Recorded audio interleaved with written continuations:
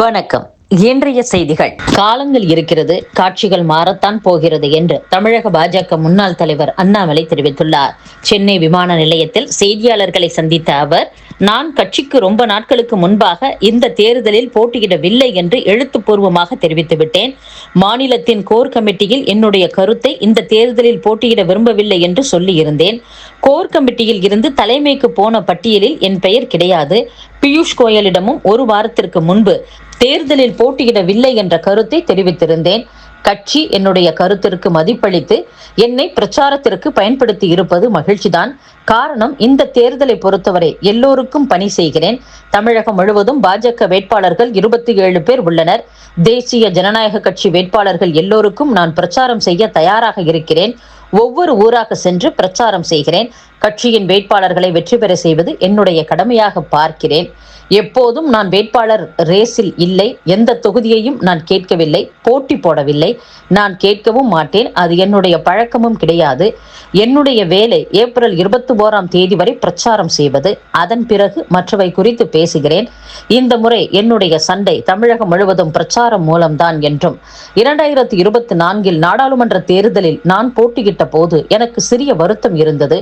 நம்மை நம்பி நிறைய வேட்பாளர்களை போட்டி போட வைத்தோம். ஆனால் என்னால் அவர்களுக்கு ஆதரவாக பிரச்சாரம் செய்ய முடியவில்லை. அந்த மனக்குறையை 2026ஆம் ஆண்டு தேர்தலில் தீர்க்க முடியும் என்ற நம்பிக்கை உள்ளது. காலம் இருக்கிறது, காட்சிகள் மாறத்தான் போகிறது, நிறைய தேர்தல் வரத்தான் போகிறது. அன்றைக்கு நாம் போட்டி போட்டுக் கொள்ளலாம். அதனால் நம்முடன் அன்போடு இருக்கக்கூடிய மக்கள் எப்பொழுதும் அன்போடுதான் இருப்பார்கள்.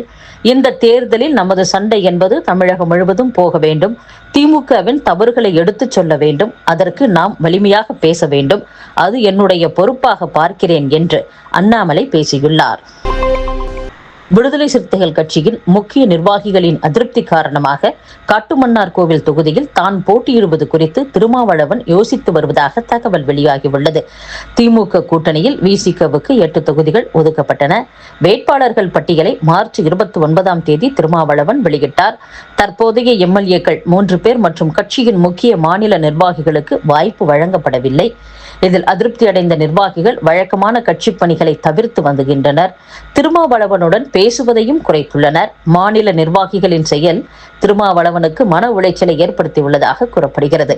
இதுவரை 3 விசிக வேட்பாளர்கள் வேட்புமனு தாக்கல் செய்துள்ளனர். திருமாவளவன் கடைசி நாளான 6ஆம் தேதி மனு தாக்கல் செய்ய உள்ளதாக கட்சி நிர்வாகிகள் தெரிவித்தனர். அதிருப்தியில் உள்ள கட்சி நிர்வாகிகளுடன் பேசிய திருமாவளவன், வேண்டுமானால் காட்டுமன்னார் கோவில் தொகுதியில் தான் போட்டியிடுவதை தவிர்த்து விடுவதாக கூறியுள்ளார். அதற்கு நிர்வாகிகள், நீங்களே போட்டியிடுங்கள் என தெரிவிக்க, நிர்வாகிகள் அனைவரும் பழையபடி கட்சி பணிகளில் ஈடுபட்டால் மட்டுமே நான் போட்டியிடுவேன் என்று தெரிவித்துள்ளார். எனவே அவர் போட்டியிடுவாரா இல்லையா என்பது வரும் 6ஆம் தேதி தெரியும் என்று அவரது கட்சியினர் கூறியுள்ளனர். தமிழகத்தில் தேர்தல் பிரச்சாரம் களை கட்ட துவங்கியுள்ளது. அனைத்து கட்சி வேட்பாளர்களும் வீதி வீதியாக சென்று ஓட்டு கேட்க துவங்கிவிட்டனர். முன்பெல்லாம் ஓட்டு கேட்டு வரும் வேட்பாளர்களுக்கு ஆரத்தி எடுக்க பெண்கள் தயங்குவர். எனவே கட்சி நிர்வாகிகள் வீடுகளில் மட்டும் அவர்கள் வீட்டு பெண்கள் ஆரத்தி எடுப்பர். தற்போது வேட்பாளர்கள் தரப்பில் ஆரத்திக்கு பணம் கொடுப்பதால் அனைத்து வீதிகளிலும் எந்த கட்சி வேட்பாளர் வந்தாலும் ஆரத்தி எடுக்க பெண்கள் வரிசை கட்டி நிற்பதை காண முடிகிறது. ஒவ்வொரு பெண்ணுக்கும் வேட்பாளர் தரப்பில் 100 முதல் 500 ரூபாய் வரை வழங்கப்படுகிறது. இதற்கான ஏற்பாடுகளை செய்தவருக்கு பொது வெளியில் சால்வை அணிவிக்கப்படுகிறது. முன்பு ஆரத்தி எடுக்கும் பெண்களிடம் அப்போதே பணம் வழங்கப்படும். தற்போது தேர்தல் கமிஷன் கண்காணிப்பு தீவிரப்படுத்தப்பட்டுள்ளதாலும் அனைவரும் மொபைல் போனில் படம், வீடியோ எடுப்பதாலும் ஆரத்தி எடுப்போருக்கு அப்போதே பணம் வழங்கப்படுவது இல்லை. வேட்பாளர்கள் அந்த பகுதியில் பிரச்சாரத்தை முடித்து சென்ற பிறகு பொறுப்பாளர்கள் வழியே சம்பந்தப்பட்ட பெண்களுக்கு பணப்பட்டுவாடா செய்யப்படுகிறது. 100 ரூபாய் கொடுத்தால் ஆரத்திக்கான பொருட்கள் விலை உயர்ந்து விட்டது என கூறி பெண்கள் கூடுதல் பணம் கேட்கின்றனர். சில பகுதிகளில் கட்சியினர் ஆரத்தி தட்டு வாங்கி கொடுத்து அதை சம்பந்தப்பட்ட பெண்களை எடுத்துக்கொள்ளும்படி கூறுகின்றனர். இதன் காரணமாக பிரச்சாரத்திற்கு செல்லும் ஒவ்வொரு வேட்பாளரும் தினம் ஒரு குறிப்பிட்ட தொகையை ஆரத்திக்கு மட்டும் செலவிட வேண்டியுள்ளதாக கூறியுள்ளனர். அரசு வழக்கறிஞர்கள், சட்ட அலுவலர்களை நியமிக்கும் போது அவர்களின் தகுதி அடிப்படையில் அல்லாமல் ஆட்சியில் உள்ளவர்களுடன் நெருக்கம், விசுவாசத்தின் அடிப்படையிலேயே நியமிப்பது கவலைக்குரிய விஷயம் என்று உயர்நீதிமன்ற மதுரை கிளை அதிருப்தியை பதிவு செய்துள்ளது.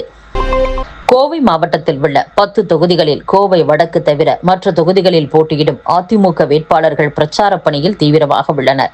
தேர்தல் பணிகளுக்கு பாஜகவின் மண்டல் கிளை கமிட்டி நிர்வாகிகளையும் அழைத்துள்ளனர். ஆனால் அண்ணாமலை போட்டியிட்டால்தான் வருவோம் என்று பாஜக நிர்வாகிகள் கூறிவிட்டனர். அதைத் தொடர்ந்து முன்னாள் அமைச்சர் SP வேலுமணியின் ஆலோசனைப்படி அதிமுக வேட்பாளர்கள் அண்ணாமலையை சந்தித்து வாழ்த்து பெற்றனர். இந்நிலையில் பாஜக வேட்பாளர் பட்டியல் வெளியான நிலையில் அண்ணாமலையின் பெயர் இல்லை. ஆனாலும் பாஜக வேட்பாளர்கள் வெற்றி பெற அவர் வாழ்த்து தெரிவித்துள்ளார். இதனால் இனி தேர்தல் பணிகளில் கோவை பாஜக நிர்வாகிகள் ஈடுபடுவர் என கோவை மாவட்ட அதிமுக வேட்பாளர்கள் நம்பிக்கையுடன் உள்ளனர். நாடு முழுவதும் சமையல் எரிவாயு சிலிண்டர் விநியோகம் சீராக இருப்பதாக நாட்டின் மிகப்பெரிய எண்ணெய் நிறுவனமான இந்தியன் ஆயில் கார்ப்பரேஷன் அறிவித்துள்ளது. அதே நேரத்தில் தவறாக பரவும் தகவல்களால் மக்கள் பீதியடைந்து சிலிண்டர்களை முன்பதிவு செய்ய வேண்டாம் என்றும் அந்த நிறுவனம் கூறியுள்ளது. ஈரானில் B1 என்ற மிகப்பெரிய பாலத்தின் மீது அமெரிக்கா நடத்திய தாக்குதலுக்கு பதிலடி கொடுக்க வளைகுடா நாடுகளின் 8 பாலங்களை ஈரான் குறிவைத்துள்ளதாக தகவல் வெளியாகியுள்ளது. ட்ரோன் எனப்படும் ஆளில்லா சிறிய விமானம் மூலம் ஈரான் நடத்திய தாக்குதலில் குவைத்தில் உள்ள எண்ணெய் சுத்திகரிப்பு நிலையம் தீப்பற்றி எரிந்துள்ளது. இத்துடன் செய்திகள் நிறைவடைகின்றன. மீண்டும் நாளை சந்திப்போம். வணக்கம்.